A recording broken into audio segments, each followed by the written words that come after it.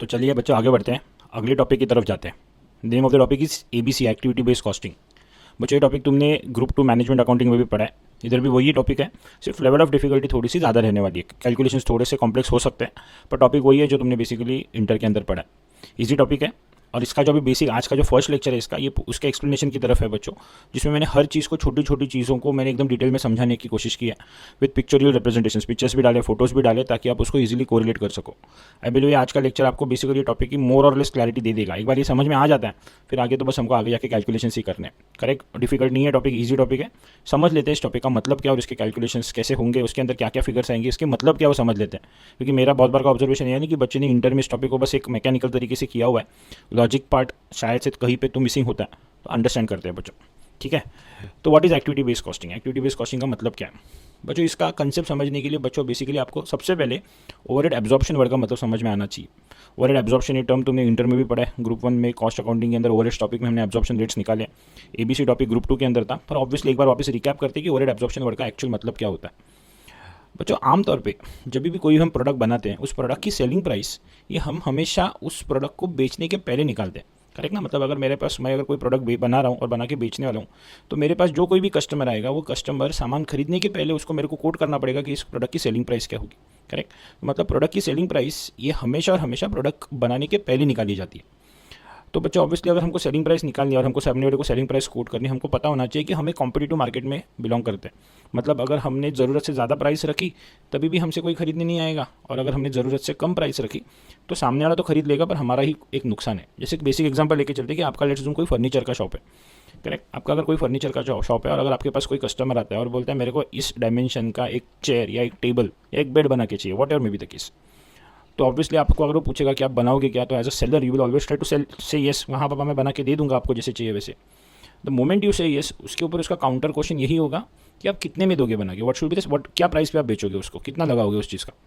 Obviously अभी आपको उसको प्राइस बतानी है, और आपको प्राइस तभी बतानी है जब आपने वो एक्चुअली फर्नीचर का पीस बनाया ही नहीं है।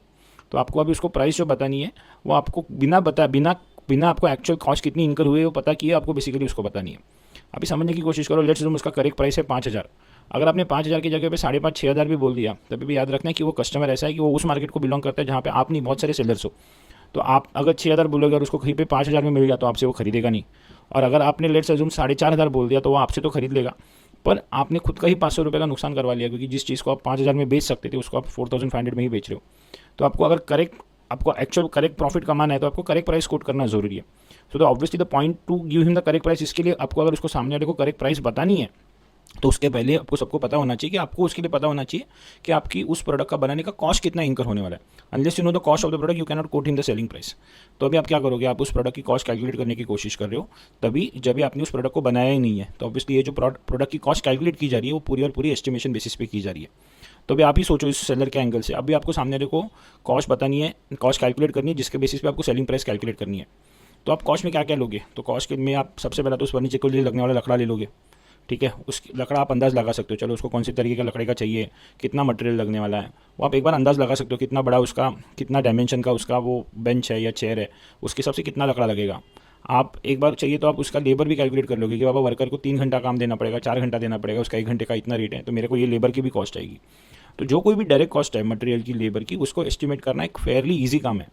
बट सवाल आता है फिर ओवरहेड्स का, मतलब आप सिर्फ मटेरियल और लेबर ही वसूल करते बैठोगे तो वो जगह जहाँ पे बना रहे हो उसका रेंट, उसका लाइट का बिल, उसका मेंटेनेंस, करेक्ट, उस बाकी की सारी जो इनडायरेक्ट कॉस्ट है, ओवरहेड्स कॉस्ट है, वो कैसे वसूल होगी।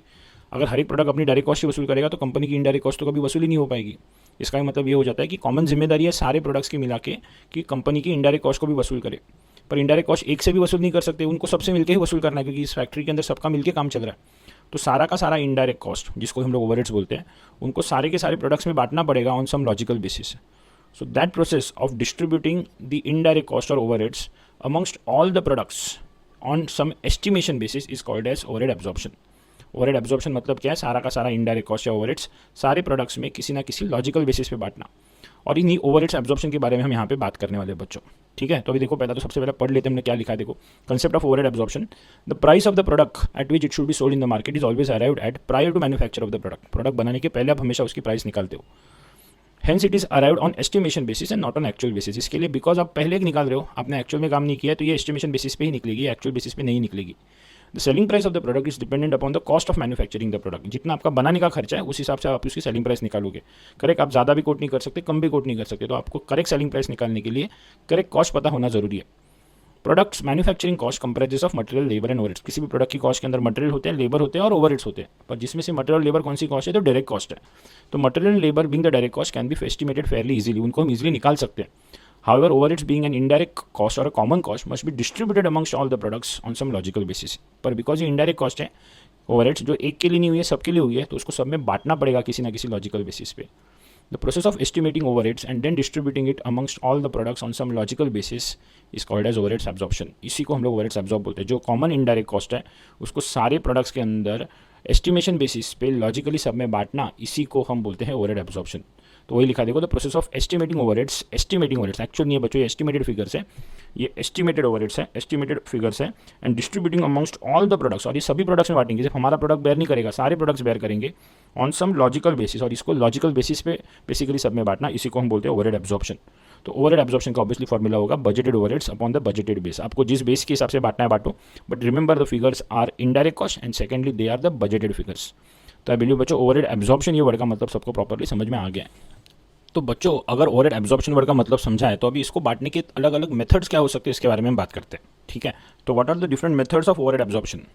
तो बच्चों सबसे पहले समझ लो कि एबीसी जो हम टॉपिक जो पढ़ रहे हैं वो एक मॉडर्न मेथड है, रिसेंट वाली डेवलप की हुई मेथड है, जो बताती है कि ओवरहेड्स को हमको इस तरीके से काम करना चाहिए। पर किसी भी नई चीज़ को पढ़ने के पहले हमेशा वो काम पुराने कौन से तरीके से करते थे वो पता होना चाहिए, ताकि पुराने से नया अच्छा क्यों है ये समझ में आएगा, बराबर ना। जैसे हम लोग अभी बोलते हैं डिफरेंशिएट करेंगे इसके और उसके बीच में। To understand the new thing first you should understand what was there in the old thing, तभी फिर बेसिकली ओल्ड वर्सेस न्यू करेंगे तो पता चलता है न्यू में ये सारे बेनिफिट्स हैं। जैसे आज की तारीख में बच्चों मोबाइल सबके हाथ में होता है, बराबर ना। पर तुमको पता है मोबाइल आने के पहले हर जगह पे सिर्फ लैंडलाइन हुआ करती थी। तो मोबाइल का इंपॉर्टेंस तभी समझेगा जब भी लैंडलाइन की शॉर्टकमिंग्स पता चलेगी।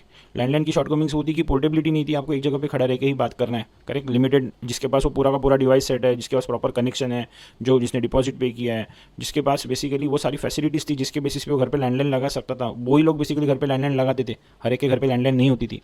तो मोबाइल का इंपॉर्टेंस समझने के लिए शुड अंडरस्टैंड कि पुराने सिस्टम में क्या प्रॉब्लम था, करेक्ट। वैसे ही एबीसी ये हमारा न्यू मेथड है ओवरहेड को डिस्ट्रीब्यूट करने का, उसका इंपॉर्टेंस तभी समझेगा जब भी आपको पुराने तरीके पता रहेंगे। तो first you should understand traditional methods and then you will be able to understand the importance of ABC. In fact question आते भी ऐसे ही बच्चों, किसी भी एक क्वेश्चन में बोलते हैं ओवरहेड्स बांट के बताओ ट्रेडिशनल मेथड में किस तरीके से बटता था कंपेयर टू अभी एबीसी में किस तरीके से बटेगा। मतलब एबीसी को स्टैंड अलोन नहीं पढ़ सकते, एबीसी को समझने के लिए पहले ट्रेडिशनल मेथड समझ में आना जरूरी है। तो ट्रेडिशनल कौन से मेथड्स थे, तो 6 अलग अलग मेथड से ओवरहेड डिस्ट्रीब्यूशन के, per unit method, direct labour hour rate method, machine hour rate method, percentage of material cost, percentage of labour cost और परसेंटेज ऑफ प्राइम कॉस्ट। ये सारी की सारी 6 की 6 मेथड्स बच्चों हमको पेपर रेट कॉस्ट अकाउंटिंग के अंदर थी, और इधर भी वही रहने वाला है। क्वेश्चन बोलेगा ट्रेडिशनल वर्सेस एबीसी, ट्रेडिशनल में इन 6 में से कोई तो एक मेथड होगा, उसके हिसाब से पूछेगा बताओ ओवरहेड्स कितने आएंगे, और एबीसी के हिसाब से कितने आएंगे बताओ। तो ऑब्वियसली बच्चों हम लोग एबीसी की तरफ जाएंगे, पर एबीसी की तरफ जाने के पहले एक बार वो पर यूनिट ये ट्रेडिशनल मेथड्स किस तरीके से काम करती थी इसके बारे में बात करेंगे। ठीक है, तो ट्रेडिशनल मेथड्स मतलब जो पुराना तरीका था। एबीसी बच्चों ये एक रिसेंट में आया हुआ टॉपिक है, रिसेंट मतलब एकदम ही रिसेंट नहीं है, it was somewhere in early 2000 जहाँ पे एबीसी यूज़ होना स्टार्ट हो गया। उसके पहले हमेशा हर ऑर्गेनाइजेशन ट्रेडिशनल मेथड्स ही फॉलो करती थी। तो अभी ट्रेडिशनल मेथड्स में 6 अलग अलग मेथड्स थी। अच्छा, इसमें से कौन सी मेथड कौन सी ऑर्गेनाइजेशन फॉलो करती थी वो उसके काम करने के तरीके पे डिपेंड करता था। हर एक मेथड की कुछ पेक्युलरिटी है। अगर आपकी ये सिचुएशन है तो आपको ये मेथड एप्लीकेबल है, तो वो सिचुएशंस कौन सी है मैं मेथड पढ़ते पढ़ते तुमको समझाऊंगा। तो depending upon your production style organisations used to select the method they were using, understanding. तो कौन सी 6 मेथड्स है, तो एक एक करके समझते हैं। पहला था पर यूनिट मेथड, एक एक करके देखेंगे। व्हाट इज पर यूनिट मेथड। पर यूनिट मेथड बच्चों ये वो ऑर्गेनाइजेशंस फॉलो करती थी जो सिर्फ एक सिंगल प्रोडक्ट बनाती थी। अगर हम मेथड के ऑफ कॉस्टिंग के लैंग्वेज में बात करें तो यहाँ पे यूनिट कॉस्टिंग फॉलो होता था, यहाँ पे एक ही तरीके का प्रोडक्ट बनता था, जहाँ पे कोई भी प्रोडक्ट में कोई वेरिएशन नहीं है, एक ही तरीके का सिंगल प्रोडक्ट बनाने वाली कंपनी ये मेथड फॉलो करती थी। फॉर द सिंपल रीजन, अगर उनका एक ही प्रोडक्ट बनता था जहाँ पे कोई भी प्रोडक्ट में कोई डिफरेंस नहीं है, तो सारे प्रोडक्ट्स को इक्वल ही कॉस्ट बांटनी थी, बराबर ना, क्योंकि हर प्रोडक्ट सेम ही है। ऐसे केस में फिर क्या करती थी ऑर्गेनाइजेशन, टोटल ओवरहेड्स कितने, बजट के हिसाब से टोटल कितने ओवरहेड्स आने वाले हैं और टोटल मेरा बजटेड प्रोडक्शन कितना है वो ढूंढती थी और दोनों को कंपेयर करती थी और उसके हिसाब से उसका एक यूनिट का ओवरहेड कॉस्ट निकालती थी। तो पर यूनिट मेथड सबसे ईजीएस्ट मेथड थी, पर ये उन ऑर्गेनाइजेशंस को एप्लीकेबल थी जहाँ पे कोई वेरिएशन नहीं है आउटपुट का। सिंगल प्रोडक्ट मैन्युफैक्चरिंग कंपनी, अगर कोई कंपनी एक ही प्रोडक्ट बनाती है जहाँ पे कोई प्रोडक्ट में कोई डिफरेंस नहीं है, वहाँ पे टोटल ओवरहेड्स को बस टोटल बजटेड प्रोडक्शन से, टोटल बजटेड ओवरहेड्स को टोटल बजटेड प्रोडक्शन से डिवाइड करती थी और एक यूनिट का ओवरहेड कॉस्ट कैलकुलेट करती थी। तो वही लिखा है, देखो क्या लिखा है, per unit method. This method is followed by the organisation producing single product एक ही प्रोडक्ट बनाती थी, आइदर मशीन बेस्ड और लेबर बेस्ड। फिर उसका प्रोडक्शन मशीन के थ्रू या लेबर के थ्रू हो, फर्क नहीं पड़ता। इंपॉर्टेंट क्या था कि इनका प्रोडक्ट कितना था, तो इनका सिर्फ जो सिंगल प्रोडक्ट बना रही थी उनके लिए बेसिकली मेथड एप्लीकेबल था।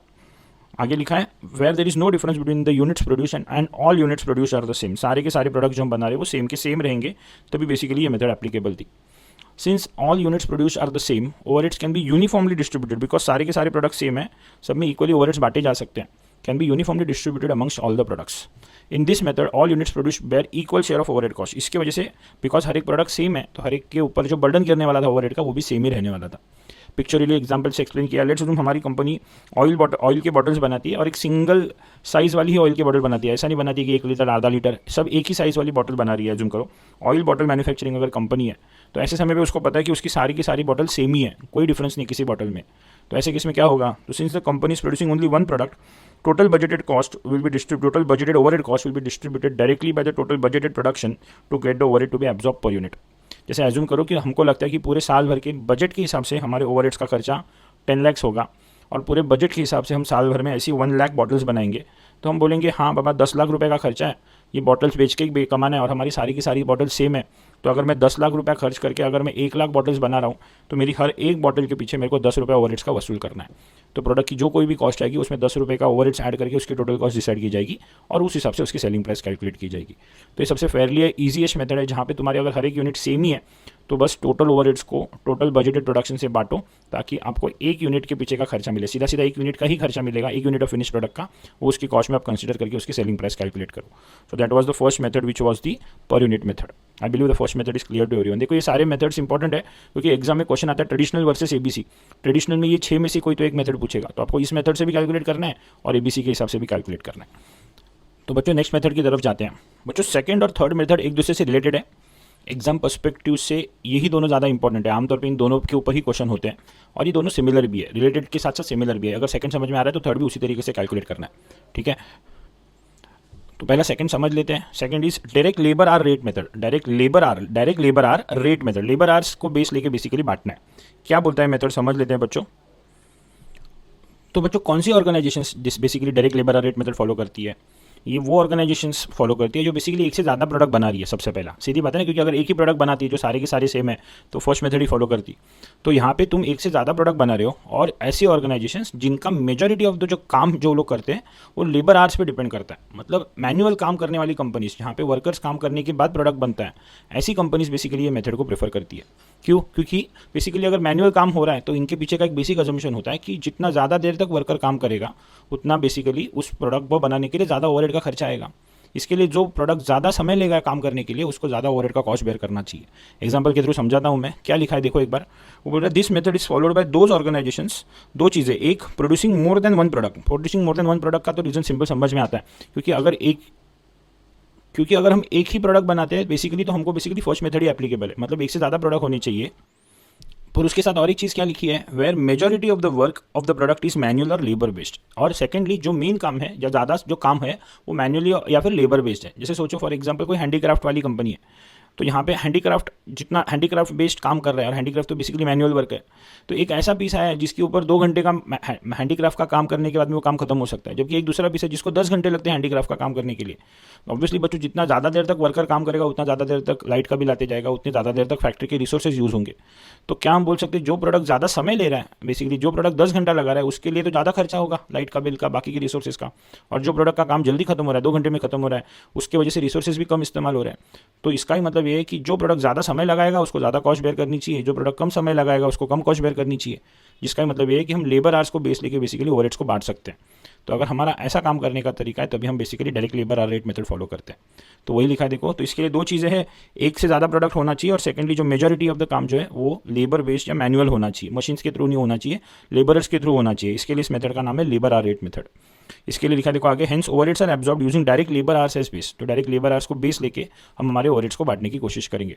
It is the product, it is उसका पीछे का रीजन लिखा है देखो, it is because the product which takes more labour hours to produce would have consume more factory time. जो प्रोडक्ट ज़्यादा समय लगाएगा लेबर का उसका वो ज़्यादा फैक्ट्री में रुक रहा है और जिसकी वजह से फैक्ट्री के ज़्यादा रिसोर्सेज यूज़ कर रहा है, and hence it is logical that it should also bear more share of overhead cost.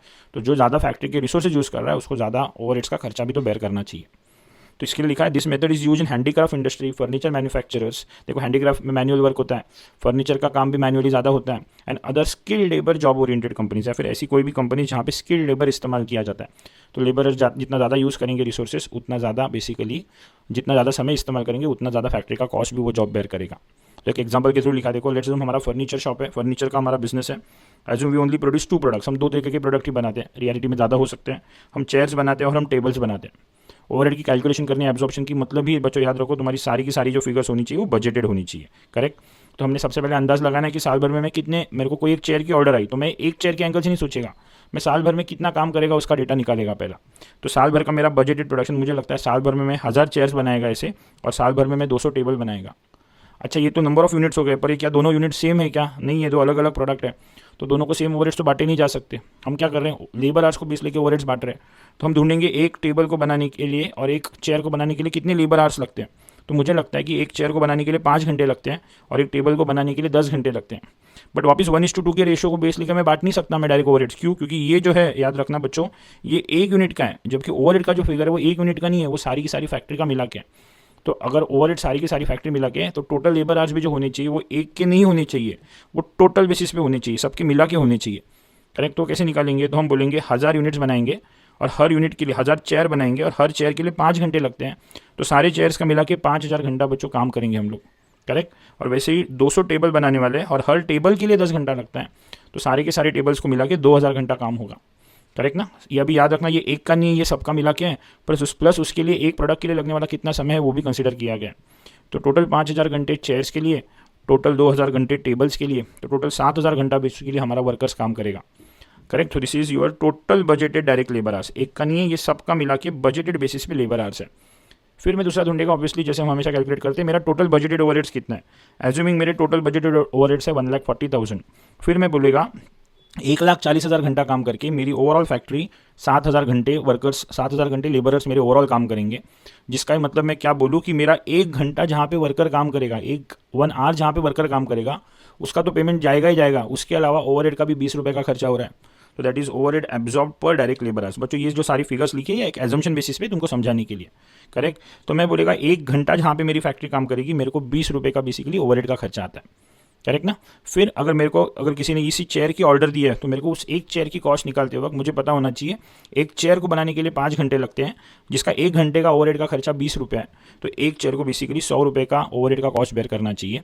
और वही अगर मेरे को कोई टेबल के ऑर्डर देने आता है, तो मेरे को पता होना चाहिए एक टेबल को बनाने को 10 घंटे लग रहे हैं, जबकि हर घंटे के पीछे मेरा 20 रुपये का खर्चा हो रहा है, तो उस टेबल के लिए मेरा 200 रुपीज़ का ओवरहेड कॉस्ट का खर्चा आ रहा है। ये सारी की सारी फिगर एस्टिमेशन बेसिस पे है, और ये क्यों करना पड़ रहा है हमको, बिकॉज हमको हमारी प्रोडक्ट की कॉस्ट प्रोडक्ट बनाने के पहले निकालनी पड़ रही है। किसी के दिमाग में आएगा सर क्या गारंटी बराबर आप इतना ही प्रोड्यूस करोगे, इतना ही समय लगाओगे, इतना ही खर्चा आएगा, तो गारंटी नहीं है, इनफैक्ट सेम होगा ही नहीं, ऊपर नीचे तो होगा। इस वजह से तो कंसेप्ट है कि साल के आखिर में हम क्या निकालते हैं, अंडर एब्जॉर्ब्ड या ओवर एब्जॉर्ब ओवरहेड्स, मतलब हम वसूली तो बेसिकली ये रेट को बेस लेके कर रहे हैं, पर साल के आखिर में जो पता चलेगा कि एक्चुअल में क्या हुआ है, उन दोनों के बीच में जो डिफरेंस मिलेगा उससे तुमको पता चलेगा कि तुमने कितना कम रिकवर किया या कितना ज़्यादा रिकवर किया, कितना नुकसान हुआ है या कितना फ़ायदा हुआ है। तो ये हमने ओवरहेड्स टॉपिक में देखा भी है, और मैं स्टैंडर्ड कॉस्टिंग करूँगा तभी मैं इसके बारे में और डिटेल में बात करूँगा ही करूँगा। पर एज ऑफ नाउ तुमको समझ में आ रहा है कि कैसे लेबर आवर्स को बेस लेके बेसिकली हम हमारे ओवरहेड्स को बांट सकते हैं। याद रखना लेबर आवर्स 1 यूनिट का नहीं देखना है, हमको टोटल बेसिस पे देखना है, क्योंकि हमारे ओवरहेड्स भी टोटल बेसिस पे, करेक्ट। तो इस तरीके से काम करके हम हमारी प्रोडक्ट की प्राइस निकाल सकते हैं। तो I believe the labour hour rate method is properly understood by everyone. तो बच्चों जैसे direct labour hour rate method है, वैसे ही अपनी नेक्स्ट मेथड है which is machine hour rate method. Same logic, सिर्फ फर्क यहाँ पे यही है कि यहाँ पे भी हम एक से ज़्यादा प्रोडक्ट बना रहे हैं, पर यहाँ पे मेन जो काम हो रहा है ये मशीन बेस्ड हो रहा है, मैकेनिकल सेटअप में काम हो रहा है, जो आजकल के टाइम में मेजॉरिटी ऑफ द कंपनीज में यही चीज़ें होती है। आजकल वो ज़माना है जहाँ पे बड़ी बड़ी मशीन्स लगाई जाती है और मशीन्स के थ्रू प्रोडक्शन किया जाता है। तो मशीन आवर रेट मेथड यही लॉजिक पे काम करता है कि वो प्रोडक्ट जो ज़्यादा देर तक मशीन पे काम करेगा, बेसिकली वो कंपनी के ज़्यादा रिसोर्सेज यूज़ करेगा, तो हम मशीन आवर्स को बेस लेकर यहाँ पे हमारी प्रोडक्ट की कॉस्ट को, ओवरहेड की कॉस्ट को बांटने की कोशिश करते हैं, करेक्ट। तो सेम वही calculation, but instead of using labour hours as a base we use machine hours as a base.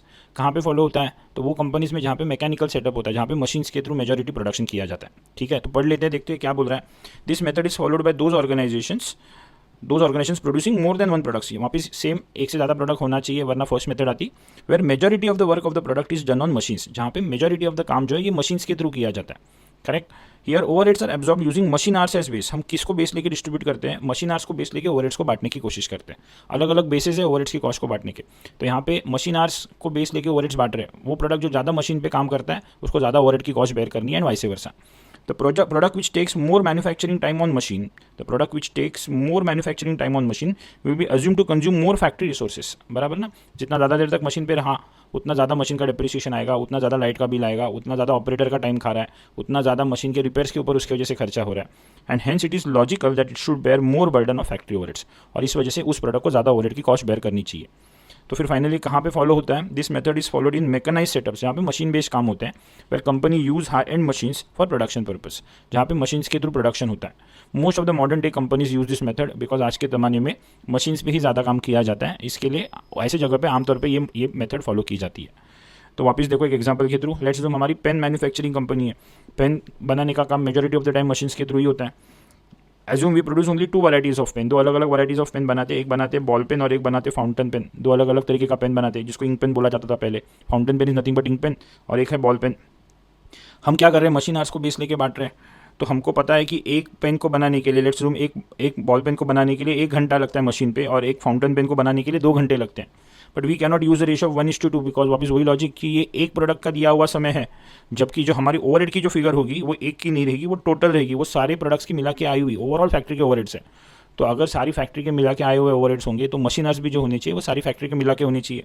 इसके लिए हम क्या करेंगे? हम और एक डेटा गैदर करेंगे कि मेरा टोटल बजटेड प्रोडक्शन कितना है, कितना यूनिट्स बनाने वाला हूँ मैं। तो मुझे अगर लगता है कि साल भर में मैं ऐसे 10,000 पेन बनाऊंगा बॉल पेन, और साल भर में मैं 3,000 फाउंटेन पेन बनाऊंगा, तो इन सारे पेन्स का मिला के टोटल कितना घंटा काम मशीन करेगी वो ढूंढ सकता हूँ मैं। तो this is total budgeted machine hours. कितना आएगा? तो 10,000 पेन, 10,000 बॉल पेन, हर पेन का 1 घंटा, तो टोटल बॉल पेन के लिए 10,000 घंटा मशीन काम करेगी, और 3,000 फाउंटेन पेन जिसका हर पेन को 2 घंटा, मतलब 6,000 घंटा मशीन काम करेगी। तो मेरे सारे टोटल बजटेड मशीन आर्स, सारे के सारे पेन के मिला के कितने बजटेड मशीन आर्स आएंगे? तो 16,000 आर्स आएंगे, और जिस 10,000 प्लस 6,000। तो बच्चों अगर मेरा total budgeted overheads, remember all this figures are on budgeted basis, अगर 80,000 रुपीज़ है, फिर मैं बोलूँगा 80,000 खर्च करके मेरी फैक्ट्री पूरे साल भर में 16,000 मशीन आर्स अगर काम करती है, तो हर घंटा जहाँ पे मशीन काम करती है, हर आर जहाँ पे मशीन काम करती है, per machine hour your overheads which should be recovered is ₹5 per are. 1 घंटे के पीछे, 1 घंटा जहाँ पे मशीन काम करेगी वहाँ पे ₹5 का ओवरहेड कॉस्ट वसूल होना चाहिए। तो जब भी मैं एक बॉल पेन बनाऊंगा, मुझे पता है एक बॉल पेन को बनाने को 1 घंटा लगता है, जिस 1 घंटे के लिए ₹5 का ओवरहेड का खर्चा आता है। तो ball pen will recover 1 into 5 which is ₹5, and your fountain will recover 2 into 5 which is equal to ₹10। तो वही लिखा है, overhead absorb per unit of production ball pen का आएगा 1 machine are eight ₹5 per are, तो ये ₹5 पर बॉल पेन रिकवर किया जाएगा। और फाउंटेन पेन के लिए 2 मशीन आर्स एट ₹5 पर मशीन आर, ₹10 पर फाउंटेन पेन रिकवर किया जाएगा। तो same like labour hour method, सिर्फ वहाँ पे लेबर आर्स को बेस लेके काम कर रहे थे, यहाँ पे मशीन आर्स को बेस लेके हम लोग बेसिकली ओवरहेड्स को बांटेंगे। एग्जाम में ज़्यादा करके बच्चों ये 2 मेथड्स में ही तुमको पूछते हैं जब भी उसको एबीसी के साथ कंपेयर करने को बोलते हैं। ठीक है, तो I believe this method is also understood by everyone. बच्चों तो अभी ये पहले 3 मेथड्स हो गई, तो जो आखिरी 3 मेथड्स है which is percentage of direct material cost, percentage of labour cost and percentage of prime cost, वापिस ये तीनों एक दूसरे से रिलेटेड है।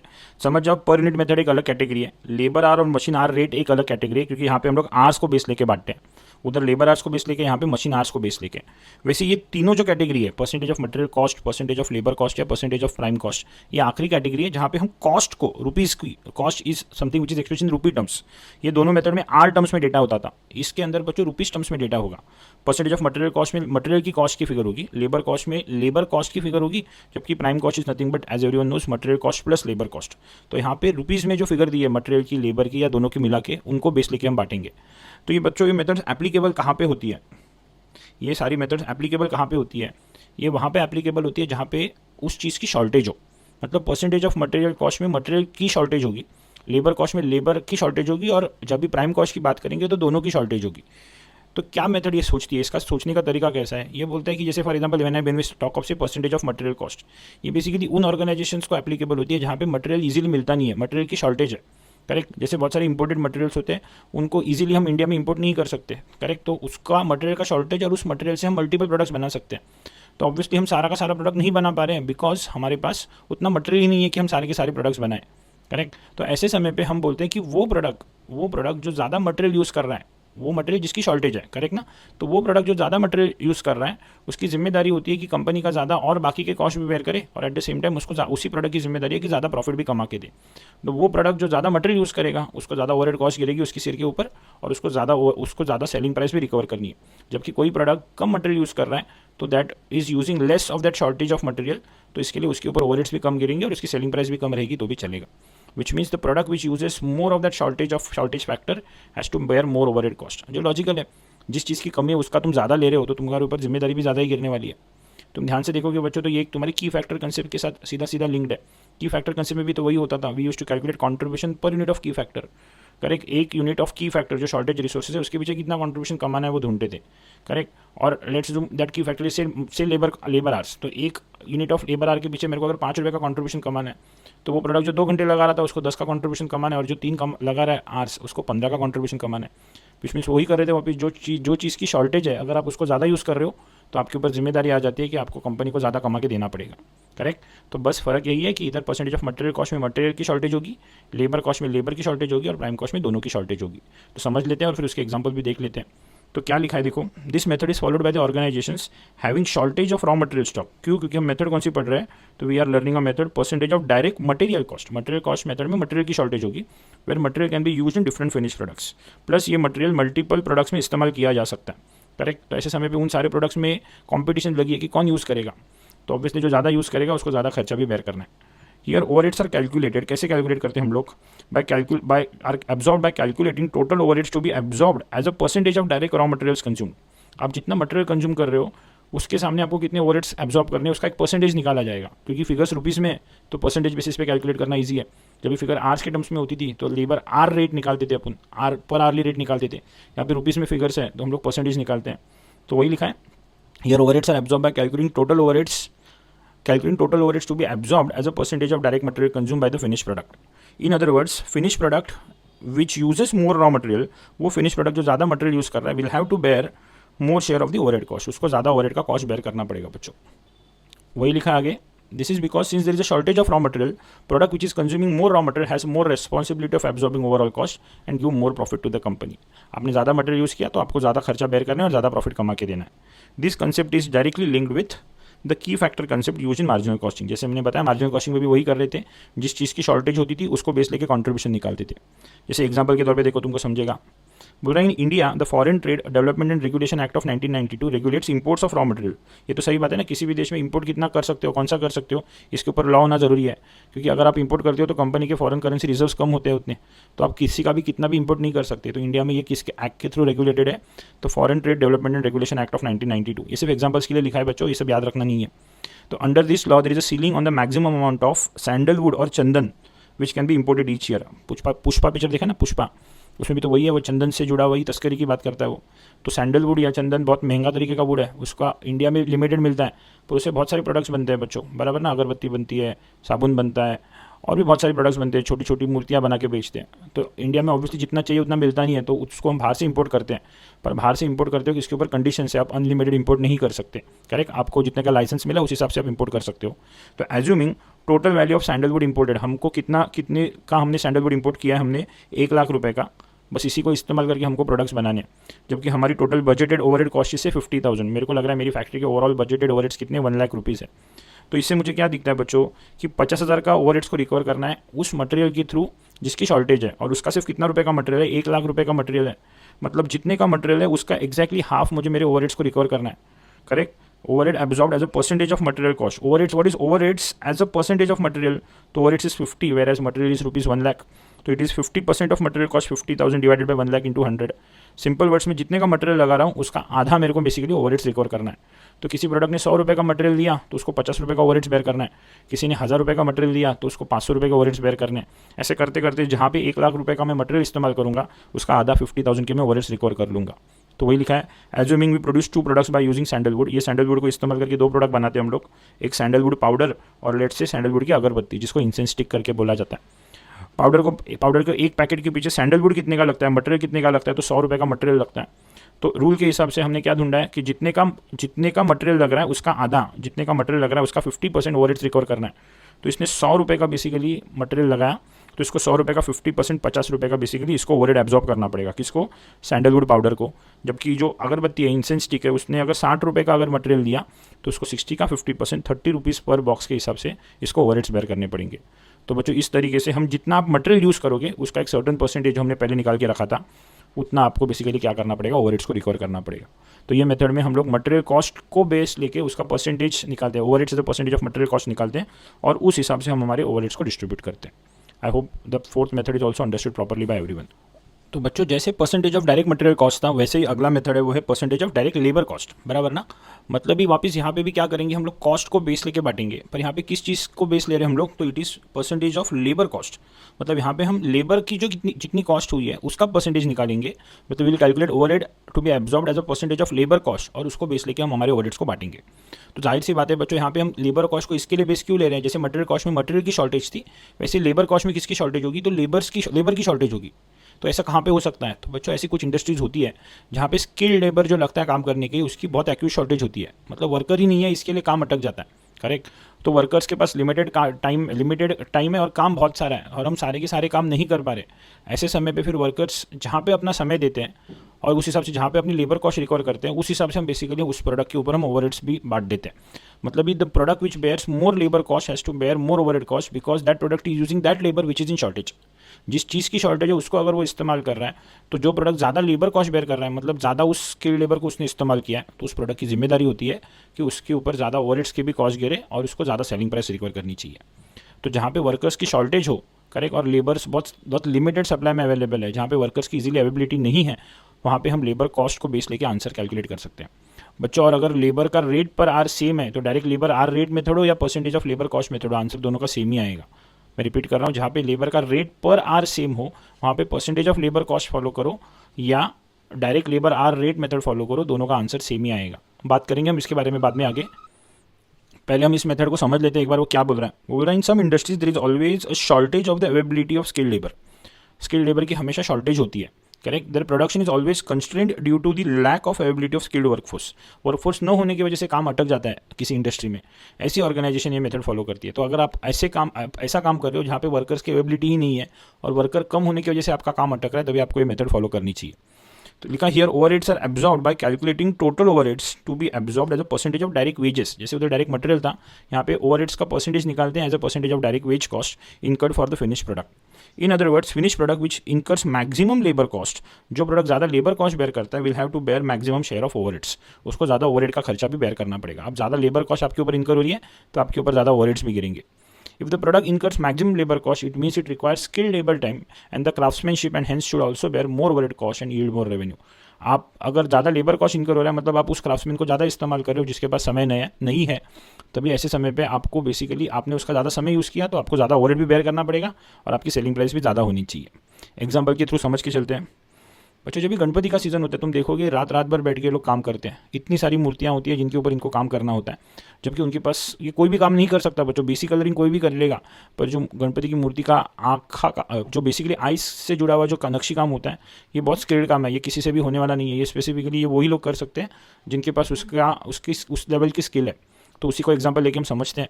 तो लिख रहा है lord Ganesh idol factory, idol मतलब मूर्ति की जो फैक्ट्री है, makes idols of different sizes and of various design. अलग अलग साइज़ की मूर्तियाँ बनाते हैं, अलग अलग डिज़ाइंस की बनाते हैं। Very skilled labour is required to make such idol. ये मूर्तियों को बनाने के लिए very skilled labour is required to make such idols. इसको लिए बहुत स्किल्ड लेबर की जरूरत पड़ती है। And production is always dependent upon the availability of the skilled labour, और उनकी अवेबिलिटी के ऊपर ही इनका काम डिपेंडेंट होता है। तो वापस वही एग्जांपल लेके चलते हैं। एज्यूम करते हैं कि टोटल इनको वेजेस कितने पे करने हैं, तो 10 लाख रुपए के इनके टोटल वेजेस है सारे स्किल्ड वर्कर्स के मिला के, और हमारे बजट के हिसाब से हमारा टोटल बजटेड ओवरहेड कॉस्ट कितना है, तो 3 लाख रुपए। तो अभी फिर मैं बोलूँगा मेरे वर्कर्स की अवेबिलिटी पे पूरा का पूरा बेसिकली मेरा बिजनेस डिपेंडेंट है। 10 लाख रुपए की वेजेस को पे करके 3 लाख रुपए के अगर मेरे ओवरहेड का खर्चा आने वाला है, 10 लाख की वेजेस जब भी पे करूंगा तभी 3 लाख रुपए का ओवरहेड्स का खर्चा आ रहा है, तो मेरा ओवरहेड एब्जॉर्ब पर लेबर कॉस्ट कितना होगा, तो it is 30% of labour cost. 3 lakh as a percentage of 10 lakh. 10 lakh के वेजेस के सामने 3 लाख का ओवरहेड्स है, मतलब मेरी ओवरहेड्स की फिगर मेरी लेबर कॉस्ट का सिर्फ 30% है। तो जो कोई भी मूर्ति का काम करूंगा उसके लिए जितना मैं लेबर पे करूंगा उसका 30% उस मूर्ति के ऊपर मैं मेरी ओवरहेड की कॉस्ट डाल दूंगा। वो कोई भी आइडल जो मैं बनाऊंगा उसके ऊपर जितना भी ओवरहेड कॉस्ट, जितना भी लेबर कॉस्ट उसके ऊपर जितना इनकर होगा, I will charge 30% of that labour cost as my overheads. तो assuming we produce 2 different types of Ganesh idols, एक छोटी वाली मूर्ति बना रहे हैं जिसके लिए डायरेक्ट लेबर कॉस्ट 1000 रुपये की इनकर हो रही है, तो उस 1000 का 30% ओवरहेड कितना एब्जॉर्ब करेगी वो मूर्ति, तो 300 रुपये का उसके ऊपर ओवरहेड का खर्चा डालूंगा। जबकि अगर बड़ी मूर्ति अगर 5000 रुपये का उसके ऊपर लेबर कॉस्ट इनकर हो रहा है, तो 5000 का 30% 1500 रुपीज़ का मैं उसके ऊपर ओवरहेड का कॉस्ट चार्ज करूँगा। मतलब जितना लेबर ज़्यादा उतना उसका 30% मैं ओवरहेड की कॉस्ट उसके ऊपर डिस्ट्रीब्यूट करने की कोशिश करूँगा। तो this is where we use direct labour cost as a base, जहाँ पे डायरेक्ट लेबर कॉस्ट को बेस लेके हम ओवरहेड्स को बांटने की कोशिश करते हैं। बच्चों लास्ट में इसमें और एक पॉइंट याद रखना है बच्चों, मैं समझा देता हूँ इधर, कि अगर लेबर का रेट पर आर सेम है, तो direct labour hour rate method या percentage of direct labour cost method, दोनों का जो आंसर आएगा वो सेम ही आएगा। अगर लेबर का रेट पर आर सेम है तो ही मैं बात कर रहा हूँ बच्चों। लेबर को अगर मैं सेम रेट पर आर के हिसाब से पे करता हूँ, तो आप direct labour hour rate method से कैलकुलेशन करो या फिर आप percentage of direct labour cost method follow करो, ultimately are going to get the same answer. Example के थ्रू समझा देता हूँ मैं, एग्जाम्पल के थ्रू समझाता हूँ। एज्यूम करो टोटल बेसिस पे मेरे बजटेड ओवरहेड से रुपीज़ 5 लाख, बजटेड ओवरहेड से मेरे 5 लाख, मेरे budgeted direct labour hours, overall मेरी फैक्ट्री कितना घंटा काम करने वाली है, तो लेट्स अज्यूम से इट इज़ 1 लाख आवर्स, और बजट के हिसाब से मेरा डायरेक्ट लेबर का रेट पर आर इससे ₹10, एक घंटे का बच्चों मेरा 10 रुपये का लेबर का रेट है। तो मेरे total budgeted direct labour cost कितनी आएगी, तो मैं 1 लाख घंटा काम करूंगा और हर घंटे का 10 रुपया, मतलब मेरी कॉस्ट आएगी 10 लाख रुपया, करेक्ट। तो अगर मैं उसमें से अगर मैं ओवरहेड एब्जॉर्प्शन रेट निकालूं अलग अलग तरीके से, ओवरहेड एब्जॉर्प्शन रेट अगर मैं निकालूं बच्चों, 2 अलग अलग मेथड से निकाल रहा हूँ। पहला, अगर जैसे पहले निकाला था direct labour hour rate method, direct labour hour rate के हिसाब से कितना आएगा, तो मेरे टोटल बजटेड ओवरहेड्स कितने बच्चों, तो 5 लाख रुपए के, और मेरे बजटेड डायरेक्ट लेबर आवर्स कितने हैं, तो 1 लाख आवर्स है, तो it is 5 lakh rupees divided by 1 lakh hours, तो इट इज़ ₹5 पर आवर, बराबर ना। एक घंटे के पीछे बच्चों मेरे को 5 रुपये रिकवर करना है। जबकि अगर मैं वही निकालूँ overhead as a percentage of direct wage cost, जो डायरेक्ट लेबर कॉस्ट के परसेंटेज निकालने की कोशिश करूँ, तो मेरा ओवरहेड से 5 लाख रुपए का और मेरा लेबर कॉस्ट है 10 लाख रुपए का, तो it is 5 lakhs divided by 10 lakhs into 100, तो it is 50% of direct wage cost, correct और इनकरेक्ट। अभी उसमें से अभी अल्टीमेटली मैं बोलूँ, लेट्स जो मेरे को कोई एक वर्क मिला है, कोई जॉब मिली है जिसके लिए डायरेक्ट लेबर आवर्स मेरे को लगते हैं से 100 आवर्स, कितने आवर्स लगते हैं, 100 आवर्स लगते हैं, तो ओवरहेड कितना एब्जॉर्ब होगा। अगर मैं फर्स्ट मेथड से कैलकुलेट करूँ, कौन सा मेथड था, direct labour hour rate method था, वहाँ पे सीधा सीधा रेट एक घंटे के पीछे, एक घंटा जहाँ पे वर्कर काम करेगा 5 रुपये मेरे को ओवरहेड्स का चार्ज करना है। तो पहले direct labour hour rate method के हिसाब से मैंने कितना घंटा काम किया इस जॉब के लिए, तो 100 घंटा काम किया, तो it is 100 into 5 rupees per hour, 500 रुपये के ओवरहेड्स बांटे जाएंगे। पर वही मैं वही percentage of direct wage cost निकालूँ, तो मेरे को क्या करना पड़ेगा, मैंने जितना वेजेस कॉस्ट इनकर किया उसका मेरे को कितना परसेंट ओवरहेड चार्ज करना है, तो उसका मेरे को 50% चार्ज करना है। इस जॉब के लिए कितना घंटा काम होने वाला है, 100 आवर्स, पर मेरे को चाहिए डायरेक्ट वेज कॉस्ट का परसेंटेज, तो यहाँ पे मैं 100 आवर्स काम करूँगा, हर घंटे के पीछे वेज कितना है, वेज का रेट कितना है, तो डायरेक्ट लेबर का रेट पर आवर कितना है बच्चों, तो 10 रुपीज़ है, तो 100 आवर्स 10 रुपीज़ पर आवर, तो मतलब 1000 रुपीज़ के वेजेस हो गए, और उस वेजेस का कितना परसेंट बच्चों, तो 50%, तो 1000 का 50%, again you will get the answer of 500, which is the same answer जो ऊपर आया था। तो इसके लिए मैंने बोला कि अगर तुम्हारा डायरेक्ट लेबर का रेट पर आवर सेम है, यूनिफॉर्म है अक्रॉस, तो आप direct labour hour rate method से कैलकुलेट करो या percentage of direct labour cost method से कैलकुलेट करो, आपका आंसर सेम ही आएगा। तो आई बिलीव बच्चों ये मेथड भी समझ में आया है। ये मेथड तो फॉलो की जाती है जब भी लेबर की शॉर्टेज होती है। तो बच्चों percentage of direct material cost समझ में आ रहा है, percentage of direct labour cost समझ में आ रहा है। तो लास्ट जो मेथड है बच्चों वो दोनों का कॉम्बिनेशन है, which is percentage of prime cost. थोड़ी सी बुकिश मेथड है बच्चों। परसेंटेज ऑफ मटेरियल कॉस्ट में सिर्फ मटेरियल की शॉर्टेज थी, परसेंटेज ऑफ लेबर कॉस्ट में सिर्फ लेबर की शॉर्टेज थी। तो obviously percentage of prime cost जब भी हम बात करेंगे तभी वो दोनों का क्यूमुलेटिव इंपैक्ट है, मतलब जब भी मटेरियल और लेबर दोनों की मिला के शॉर्टेज होगी, मटेरियल भी कम अवेलेबल है और लेबर भी कम अवेलेबल है, तभी मैं दोनों का एक साथ क्यूमुलेटिव इंपैक्ट देखूंगा। और इसके लिए दोनों का मिला के हमको सबको कॉस्ट शीट पता है, material direct material plus direct wages add करेंगे तो प्राइम कॉस्ट आती है। तो percentage of prime cost method में क्या करते हैं, हम दोनों की मिला के टोटल कॉस्ट निकालते हैं, material plus wages, prime cost निकालते हैं और उस प्राइम कॉस्ट को बेस लेके हम हमारे ओवरहेड्स को बांटते हैं। थोड़ी बुकिश मेथड है, प्रैक्टिकली आमतौर पे एक तो मटेरियल शॉर्ट होगा या फिर लेबर शॉर्ट होगा, दोनों साथ में शॉर्टेज होने के चांसेस बहुत रेयर है। सेम वही कैलकुलेशन करना है, परसेंटेज निकालेंगे overheads as a percentage of prime cost, और जितना हर कोई काम प्राइम कॉस्ट इनकर करेगा उसका उस परसेंटेज के साथ अप्लाई करेंगे, उसको ऊपर वो परसेंटेज अप्लाई करेंगे तो हमको हमारे ओवरहेड्स एब्जॉर्ब पता चलेंगे। तो वापस उसको भी एक एग्जांपल के थ्रू समझ लेते हैं। तो बोल रहा this method is used by those industries where there is a shortage of availability of both material as well as direct labour, material as well as direct labour दोनों की जहाँ पे शॉर्टेज होगी वहाँ पे ये मेथड फॉलो होगी। Hence this method is very rare and not commonly use in many industries, इसके लिए आमतौर पर फॉलो नहीं होती। तो बोल रहा here overheads are absorbed calculating total overheads, क्या कैलकुलेट करते हैं हम लोग, we calculate total overheads to be absorbed as a percentage of prime cost, overheads as a percentage of prime cost निकालते हैं incurred for the finish product. In other words finish product which incurs maximum prime cost will have to bear maximum share of overheads, जितना ज़्यादा आपकी prime cost उतना ज़्यादा आपको overheads bear करना है। Thus by doing so shortage of both material and labour is considered, दोनों का शॉर्टेज कंसिडर होगा, and the product which consumes more of both together will bear maximum share of overheads, और वो product जो ज़्यादा prime cost incur करेगा उसको ज़्यादा ओवरहेड्स बेयर करने। तो बस उसको एक एग्जांपल के थ्रू समझ लेते हैं। Assuming total prime cost for all the products is rupees 20 lakh, सारे के सारी पूरी की पूरी फैक्ट्री के सारे प्रोडक्ट्स की मिला के टोटल प्राइम कॉस्ट अगर 20 लाख है, और टोटल बजटेड ओवरहेड कॉस्ट सारी की सारी फैक्ट्री के टोटल बजटेड ओवरहेड्स कितने हैं बच्चों, तो से 8 लाख रुपीज़ है। तो now we can say 20 lakh की प्राइम कॉस्ट के लिए 8 लाख रुपए के ओवरहेड्स है, मतलब your overheads is 40% of your prime cost, 8 lakh as a percentage of 20 lakhs is equal to 40%, तो which means your overheads is 40% of your prime cost. 20 lakh की prime cost के लिए 8 लाख के ओवरहेड्स है, मतलब 100 रुपये की प्राइम कॉस्ट के लिए 40 रुपीज़ के ओवरहेड्स हमको रिकवर करने हैं। तो ये हमने हमारी कंपनी की पॉलिसी बना दी है। तो एज्यूम करो हम दो प्रोडक्ट बनाते हैं ए और बी, ए के लिए 300 रुपीज़ की प्राइम कॉस्ट इनकर होती है, तो अगर उसने 300 रुपीज़ की प्राइम कॉस्ट इनकर की है तो उस 300 का 40% उस प्रोडक्ट को 120 रुपीज़ पर यूनिट के हिसाब से ओवरहेड्स चार्ज करने चाहिए। और सेकंड प्रोडक्ट ने अगर 200 की ही प्राइम कॉस्ट इनकर की है तो उसके ऊपर 200 का 40% 80 रुपीज़ का ओवरहेड का कॉस्ट का बर्डन गिरेगा, मतलब जितना आपका प्राइम कॉस्ट ज़्यादा उतना आपके ऊपर गिरने वाले ओवरहेड का बर्डन भी ज़्यादा रहेगा। तो इस तरीके से हम यहाँ पे प्राइम कॉस्ट को बेस लेके हम हमारे ओवरहेड्स को बांटते हैं, और ये तभी इस्तेमाल करते हैं जब भी हमारे पास मटेरियल और लेबर दोनों की शॉर्टेज होती है। तो बच्चों इस तरीके से ये 6 मेथड्स है जो ट्रेडिशनल मेथड्स है जिस हिसाब से हम हमारे ओवरहेड्स को डिस्ट्रीब्यूट करते हैं। It is per unit method, direct labour hour rate method, machine hour rate method, percentage of direct material cost, percentage of labour cost and percentage of prime cost.